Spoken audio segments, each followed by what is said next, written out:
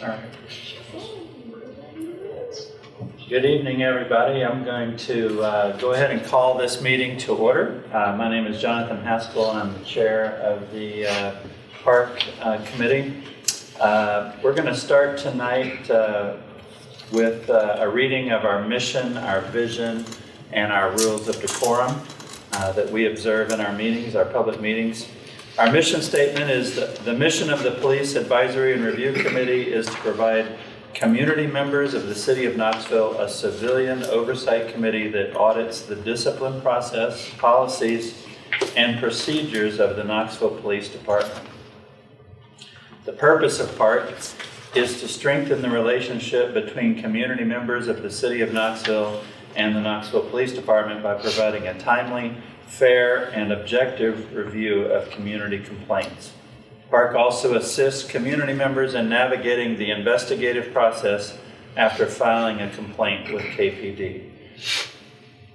Our rules of decorum include the following. Those who wish to speak during public forums should sign up by contacting the Parc office ahead of time or by signing up in person prior to the start of the meeting at 6 p.m. All speakers will be given 5 minutes. Please do not use profanity and remember to stay on topic. Those who fail to adhere to these rules may be ruled out of order and asked to step away from the podium. For those who are listening, please note that you may not disrupt a public meeting from the audience. Those who do so may be asked to leave, and we appreciate everyone's respect for these rules. First on the agenda tonight is an observance, I guess, of the meeting minutes from our last quarterly meeting of quarter 4. Those are submitted for your review in the report for tonight. Next up is our executive director's report from the esteemed Jared Kroom. I don't know where the esteemed Jared Kroom is, but the regular Jared Kroom is right here. I esteem you. I will accept that estimation. Good evening, everybody. Over the first and second quarters of this year, Parc has continued its mission of promoting accountability, transparency, and community trust in policing throughout Knoxville. Our annual report has been completed and can be found online at our City of Knoxville website. Advocacy and community engagement are significant priorities during the first half of the year. I participated in officer pre-disciplinary hearings and maintained communication with community stakeholders through many meetings and events. These efforts help ensure that civilian concerns remain represented throughout the accountability process. I delivered presentations and participated in community events across Knoxville and the region. These included presentations at Chilhowie Intermediate School, Messiah Lutheran Church, East Tennessee State University Social Work Program, the Knoxville Rotary Club, New Direction Health Care Solutions, the REAT Reentry Program Conference, and the Community Police Academy. Additional engagements included presentations for student leaders, police recruits, and community residents, helping increase awareness of Parc's role and the avenues available for citizen concerns and feedback. Community office hours were held at multiple locations, including KCDC resource fairs at Guy B. Love Towers, Cable Terrace, The Vista, Northridge Crossing, and the Section 8 office. We also held them at the 1100 apartments. These events provided opportunities for residents to meet directly with Parc staff, ask questions, and learn more about the complaint and review process. I also maintained an active presence in numerous civic, educational, and public safety initiatives. Participation included meetings and events with the Violence Reduction Task Force, Vine Middle School Steering Committee, KPD District Commander Forums, and a real-time information center tour. I also had the pleasure of being present at KCDC's 90th anniversary celebration, Big Brothers Big Sisters Community Breakfast, the Seed Gala, and the Great Smoky Mountain Council of Boy Scouts Awards dinner. These connections continue to strengthen relationships between Parc, law enforcement, and the communities we serve. In summary, the first half of 2026 was busy, maintaining important relationships in the community with citizens and partners alike. We continue to work in collaboration with KPD to ensure continued oversight of police accountability processes and ongoing policy review. Through these efforts, Parc remains committed to transparency, fairness, and building public trust while increasing access to every Knoxville resident to the system of police oversight.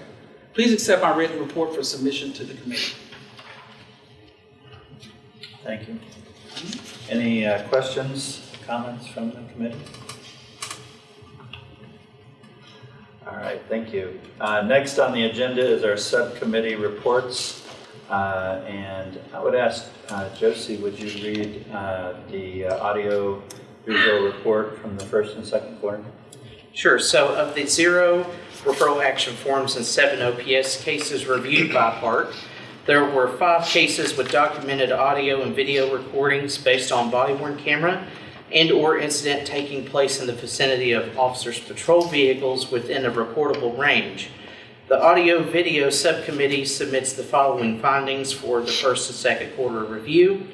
Of these 2 cases, no audio or visual footage was available for those cases, and that's file number 1, OPS case number 24-2956, and file number 2, 24-2956. Those are the same OPS case, just different individuals. And for the following, there is no audio or visual footage for this case, or there is rather, it's just not needed for review. And that's file number 3, OPS case 24-2953, file number 4, which is OPS case number 24-2949, file number 5, which is 24-2949, file number 6, which is 24-2949, file number 7, which is OPS case 24-2951, and file number 8, which is OPS case 25-2968. The Knoxville Police Department's General Order 2.16, Digital Audio Video Reporting Equipment, details that officers and vehicles equipped with audio visual recording equipment shall be in record mode at all times when there is potential for contact with a person in the community, whether on duty or during secondary employment. The purpose of the digital audio recording equipment is to monitor all contacts with the person in the community in all situations possible. In addition, Knoxville Police Department requires sergeants to review officers' audio and visual footage twice per month at random to ensure that their equipment is operating properly. The bias-based policing report for the first and second quarter, there were 0 alleged racial profiling or bias-based policing cases reviewed by Parc during these quarter reviews. The KPD policy and procedure reviewed is General Order 1.41, bias-based policing. The policy is that it is the policy of the Knoxville Police Department that we are committed to preserving the peace and maintaining order in the city of Knoxville by practicing bias-free policing and respecting the rights and dignity of all citizens. And the definition for bias-based profiling is the practice of stopping, detaining, or searching a person based solely upon the common trait or a group that includes but is not limited to their race, color, ethnicity, age, gender, sexual orientation, religion, economic status, or any other identifiable group characteristic. And for the first and second quarter operations report, the following report provides a total for the current quarter's cases. The total number of closed OPS and or referral action form cases reviewed were 8, and the total for community anonymous complaints received via Parc's office are 18. The total community anonymous complaints referred to OPS or a captain is 13. Total cases received includes both OPS and complaints to Parc, 13. Total cases pending for the quarter, these are complaints that are awaiting review by Parc upon the completion of KPD or Parc investigation, are 3. The total cases closed for the quarter, overall cases reviewed and closed by Parc staff are 10. Resolution of the community cases for Parc staff, 2. KPD, these are ones that KPD has contacted the complainant and the complainant decided not to move forward with the formal investigation, or KPD conducted the investigation with their shared findings within the complainant directly, 12. Mediation between Parc staff and KPD, 0. Referrals to appropriate agencies, these are for other departments that are not KPD, 4. The year-to-year comparison operations report year-to-date. For last year, the total number of cases brought to Park from 1998 to present were 2,966. This year, that brings that number up to 3,008.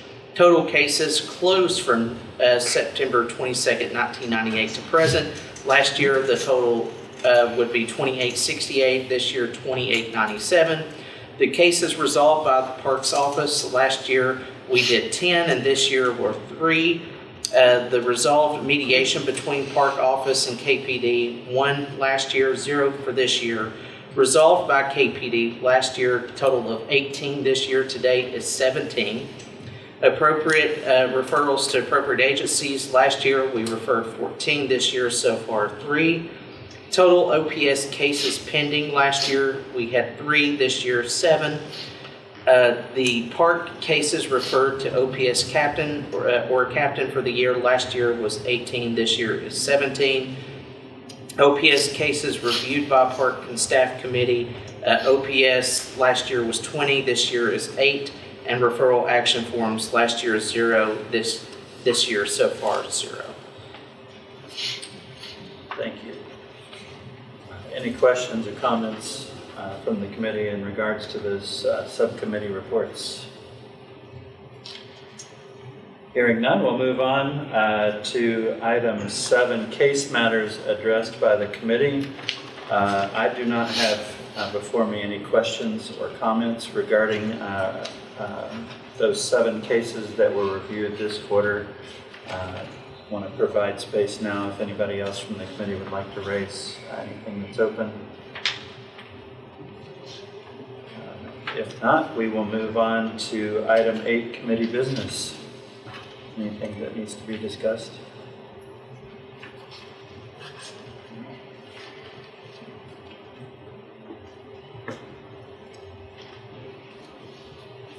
All right, well, we will move on then to our speaker tonight. Jennifer Eggleston is with Legal Aid of East Tennessee, and we invite you to come forward, I guess.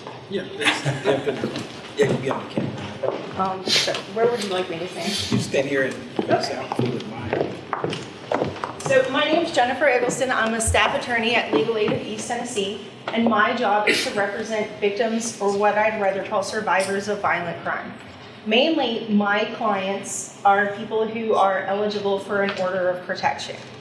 And so one of the goals of my wanting to come and speak to you all today is so you know what I do and what I can do to help other people who are here in the city of Knoxville, which is I can provide cost-free representation to folks who are eligible for an order of protection. It doesn't matter what their income is, because we believe, and the federally, Congress has put funds aside from the Office of Crime Programs towards helping people not have to pay for legal representation. It seems like that's a crime against a survivor of a violent act, that they would have to pay for an attorney. And so we are there to help those people. How that is involving you all today is that a lot of our clients do end up calling law enforcement when there's been a violation or a purported violation of the order of protection. And not all of those interactions with law enforcement are positive. A lot of times our clients, when they speak with law enforcement, instead of reporting to someone else, they call us and say, "What can I do?" Why don't they report that interaction to someone else? I'd say the first thing I can think of is fear. They fear reprisal. They have already had a very negative interaction with a member of either KPD or the sheriff's office. In my experience, it seems to be an equal number of cases. And instead of feeling heard, they've been shouted at. They've heard a pretty significant misstatement of the law. In several cases, law enforcement officers have not reacted in accordance with the law and gone and sought an arrest for the person who's violated the order of protection. Instead, they've told our clients that they were in the wrong by calling 911 to report the violation, and they need to just get over it. And so then no report of the misconduct is ever made. I encourage my clients to report the misconduct. I explain to them that I know some folks, we can get this done, and if there are reprisals, these people, they will take care of it. My clients don't want to hear that. Their response frequently is, I'm never going to call again. And that's not what I want to hear. Because the reason my client got an order of protection was for protection. And I know it's just a piece of paper. They get told that all the time. You should get a gun, lady. It's just a piece of paper. That order of protection is not going to protect you. You know who is supposed to protect our clients? The police.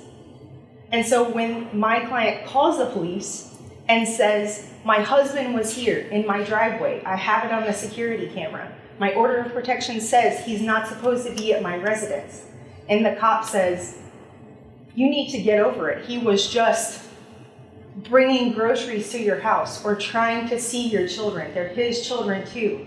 That's not what the order of protection says. Those are all violations. And when the police then start shouting at my clients, and I'm not going on their word, I'm going on the Ring camera footage that I see. When my clients are then shutting down and saying, I'm just not gonna call them again, what am I supposed to do? There's nothing else that I can do to protect my clients other than go sit outside their properties with my gun. And I have 75 clients, so you can do the math. I already work till 2 o'clock in the morning most of the time anyway, and I work for a nonprofit, so you can figure I don't have any money to go around.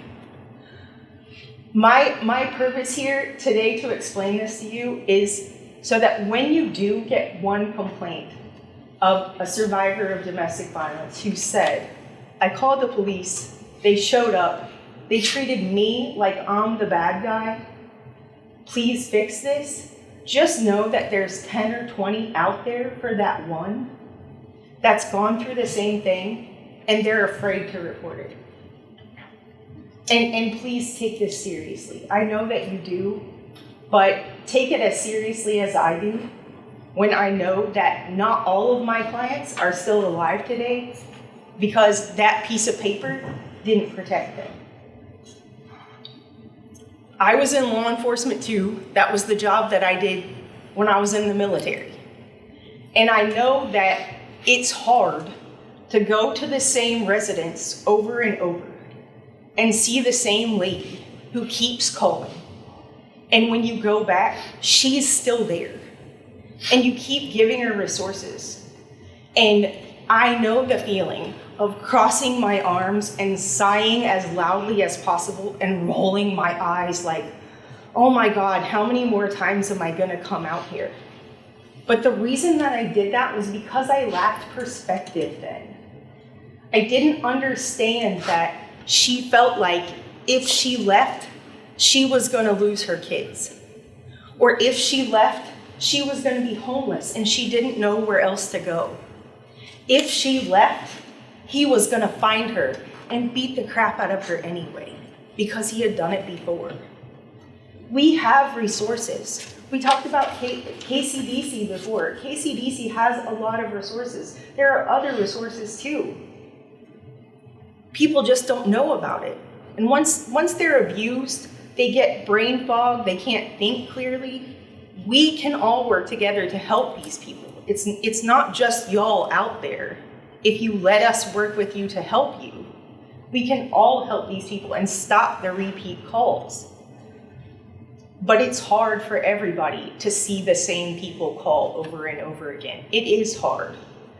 But instead of reacting with just exasperation, we have to train officers better to get perspective and say, it's not her fault. that she's like this. It's not his fault. It's not their fault that they're like this. There are all sorts of other things that play into why people stay, why it takes so many times to leave. And once officers are trained in a scenario-based training instead of a classroom-based training, they'll start to see, I can treat the survivor differently, and the outcome changes. The officer is really the best chance a survivor has to get out of the cycle of abuse. But when the survivor feels abused by the officer, they're not going to call anybody else. They're just going to stay. So that's my piece. If you have any questions for me, I would love to answer them. I have some questions, not for you so much, but Sure. well, let me make a preface to my statement. This is not a gotcha moment for KPD. Like, obviously, they did not know the full scope of what you were going to talk about. So I doubt they have come fully prepared with the information, sort of to intelligently speak about the full scope of what you're talking about. With that being said, one question I did have for you is: does this fall anywhere under the auspices of the VAWA, and is that still in effect? So I've heard rumors that sunset, and so what?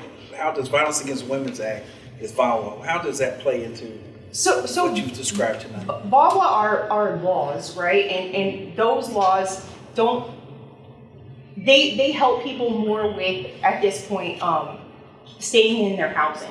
So if your landlord tries to evict you because you've been the victim of domestic violence, and you're in like federally subsidized housing, all you have to do is contact, say in Knoxville, KCDC, and they will immediately go to your federally subsidized landlord and say, sir or ma'am, you need to back off because you're about to get hit with a probably Legal Aid of East Tennessee filed lawsuit. And I don't mean and to, that's VAWA. if I may interject, would that be someone involved in the Section 8 program, or do they have to be in a HUD-based a HUD-based supported program, or just KCDC housing? So I'm not a housing expert, but I believe that there's several different forms of federally subsidized housing. Okay. All right, and my second question, if I may, kind of is for KPD, and of course they can, take this information, take my question, gather the information, and we'll post it on our website. Sure. But what training do officers get in general about domestic violence interactions, like when they come upon a scene with a domestic violence situation? Can you shed some light on kind of what the expectation is under what would be the expectation of what they would do, I guess, to kind of speak to some of the issues that she shared? Because I honestly don't know the answer to that question. Yeah, I'm not sure if either one of you are prepared to answer that question. I know you're not into training, so that's everything about professional standards starts with training. But, it's not a simple answer. They're trained to see if there is a protective order. They're trained to find out who the parties are. They're trained to get the information that is necessary to communicate to the person who's making the complaint about what that person's options are as far as responding to it. And then it goes from there. As far as people who are dissatisfied with the response that they get from KPD on any kind of domestic call, there are several ways that those concerns or complaints can be brought to my office. Phone calls we receive daily, phone calls on all a variety of things. We have an online way for people to make complaints. I'm not aware of any that we've gotten who have come in recently, but if we got one, we would investigate it, and if it needed to be corrected. And it doesn't have to be the person, it can also be the person's attorney. You can contact the Office of Professional Standards and make a complaint. There's not going to be retaliation for making a complaint. That would be a separate offense, an additional offense.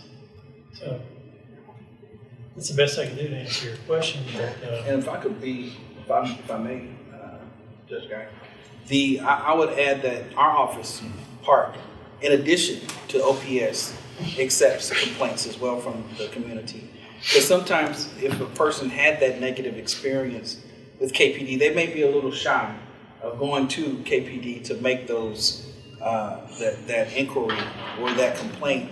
But I would encourage anyone that you have dealt with who've experienced that and can elaborate on the details of it.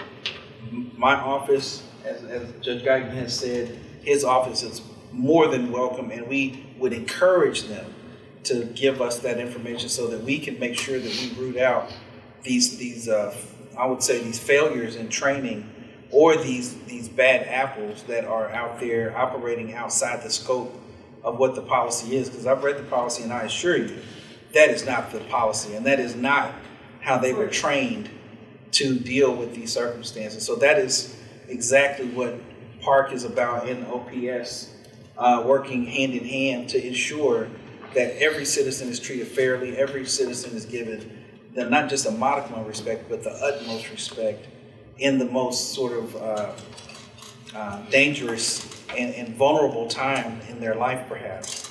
And these are, I don't want to take it too dark, but these are potentially life and death situations. Yes, they are. So, I don't want to even appear as if I'm minimalizing anything you've shared, because we take it very seriously.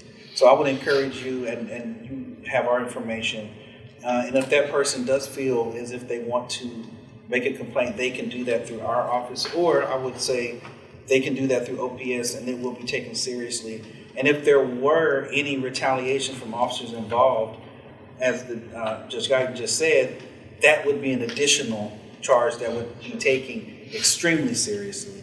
And those types of punishments can lead up to termination of that officer. So they're taken very seriously. So that's what I would share with you.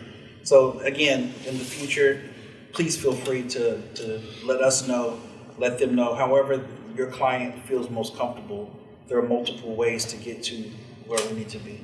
And just so we're clear, as an attorney, this information does not belong to me. This information belongs to my clients. And so in every circumstance where this has occurred, I've implored my clients to go ahead and make a complaint. And in every situation where my client has said, no, I don't feel safe doing that, that's absolutely their choice. I'm not at liberty to share confidential information that belongs to my client with anyone outside of Sure. our relationship. Yes. But unfortunately, this is a problem that has reared its head in a lot of communities, and I see it frequently in my office just because my clients are all survivors of, like I said, violent crimes. And so I feel like this is information worth sharing, especially to you all, who I feel like the perfect entity.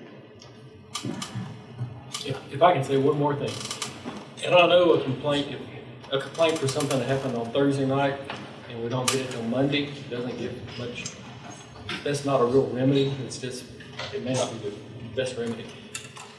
Encourage your folks, if they have an immediate problem, anytime, I encourage folks, if they're not satisfied with an officer's performance at the scene, call back in and have a supervisor call. They have to call. And everything we do is on body-worn camera, so if there's a problem, we can vet that really, really quickly and find correction.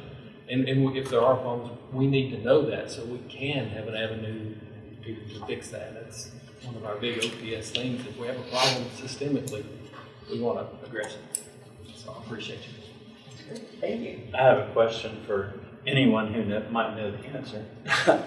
But if you have someone that just feels unsafe, there's someone that's threatening them, what's the process? Is it a call to KPD? Is it a call to an attorney, or how does someone start that process to get an order of protection? Well, if your physical safety, I think, is being encroached upon in an imminent way, and I feel like it warrants a police call, then you should call 911. However, if it's a case where somebody is threatening you in a text message sort of way, not the I'm gonna come to your house and kill you sort of way, but the annoyance, the 100 text messages or 100 calls a day. The first thing you need to do is tell the person, stop contacting me. It needs to be clear and unequivocal, communication of leave me alone. After that, if the person continues to contact you, I think the next thing that you need to do is file a petition for an order of protection. And there are all sorts of places in Knox County that you can do that. You can do it at the 4th Circuit Court. You can go down to the Family Justice Center on Harriet Tubman and file. I think the Helen Ross McNabb Center has several locations that will help you file your petition. The YWCA also has advocates who will help you file your petition. And once you get that filed, the next step is for the court to, in all likelihood, grant you an ex parte order of protection. And then they serve the respondent, the party who's bothering you, and then they'll set it for hearing on your order of protection. But once you get that ex parte order of protection and the person gets served, they're not allowed to contact you or come around you. And if they do, your next step, is to call law enforcement. Is to say, I have an active order of protection, the person has been served, here's my order. They can look it up and see if the order of protection has been entered. It's always good to have your copy in case it hasn't gotten into the system, because that does happen. But if the person won't stop contacting you or won't stop coming around you, then the reason for getting the order of protection is so you can have the assistance of law enforcement to back you up. And if that's a violation of the order of protection, that's an arrestable offense. So, I hope that answered your question. And I had one last question. This horse will be officially dead and we won't beat it anymore. No, it's fine. I have 5 horses, so I mean. Okay, well, I'm sorry. I don't like to beat them, but I like to talk about We're going to beat them to life today.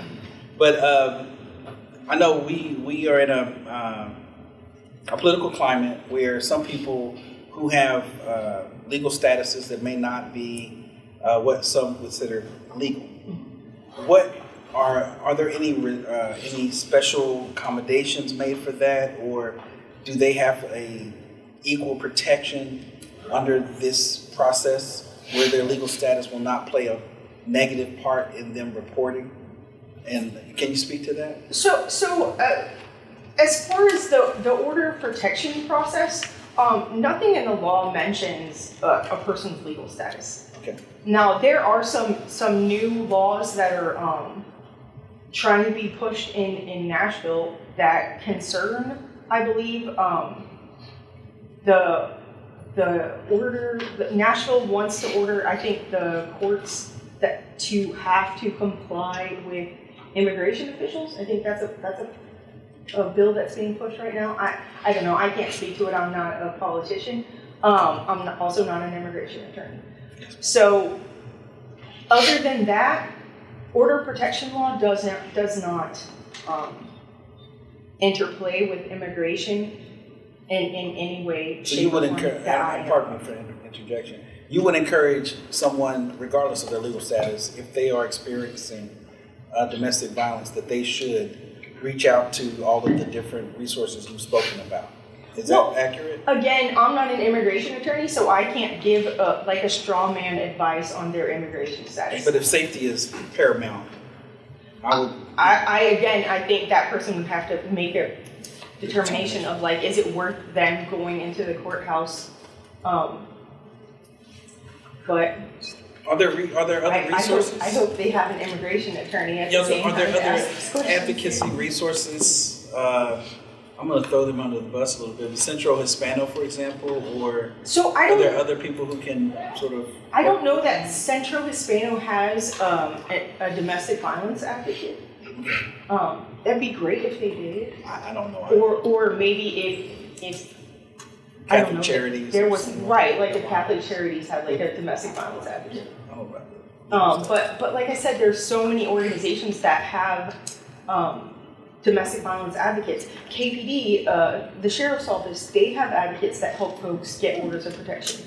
And then, like I said, Helen Ross McNabb, YWCA, Bridges to Safety, all of them just constantly helping folks get orders of protection. And so they're working with them, talking to them about what's occurred, and then, you know, helping them fill out that petition before they get to us, and then we're helping them in court.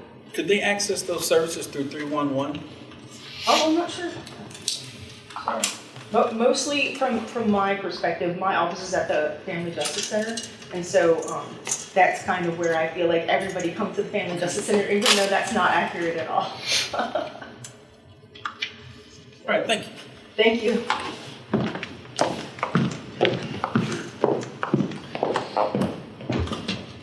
Next on the agenda is public forum, but we don't have anybody who has signed up for that tonight. So we will move on to number 11, community updates. Any updates for the community? I have one. In the upcoming months, and this will be, once I secure our location, I'll be putting out a little bit more press on it.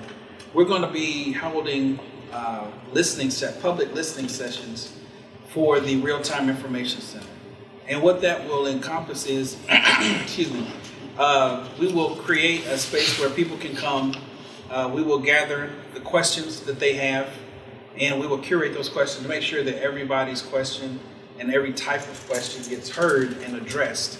And we've spoken to KPD leadership, and they are on board with this as well. And our plan is to do this in each KPD district.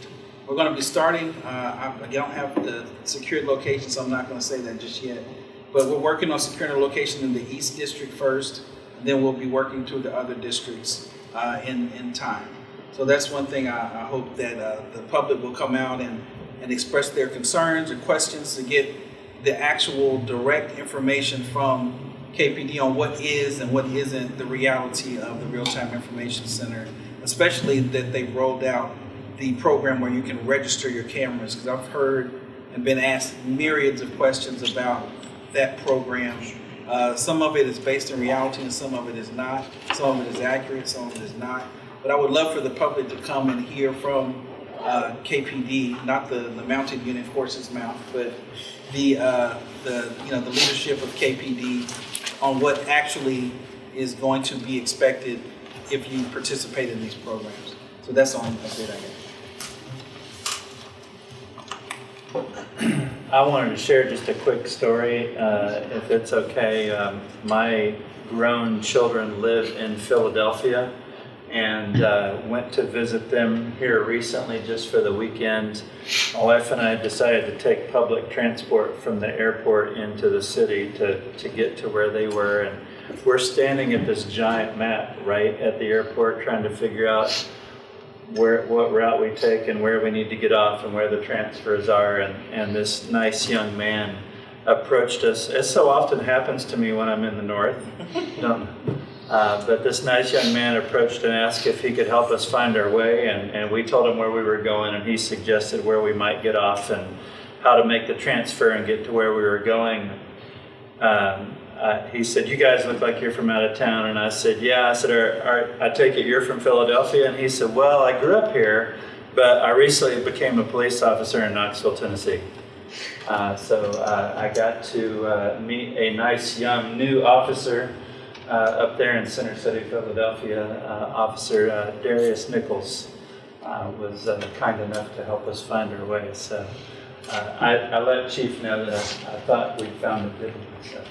You gotta make sure you get some overtime for helping. Put that in. I'm sure OPS won't win. That's a joke. Thank you. All right. And well, if there's nothing else, do we need a motion to adjourn? Okay, we can't vote on anything, so I can just say we adjourn. All right. And as far as I'm concerned, we're adjourned. Thank you.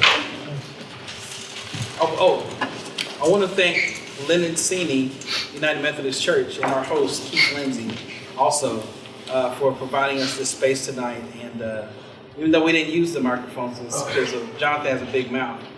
But but thank you so much for your hospitality.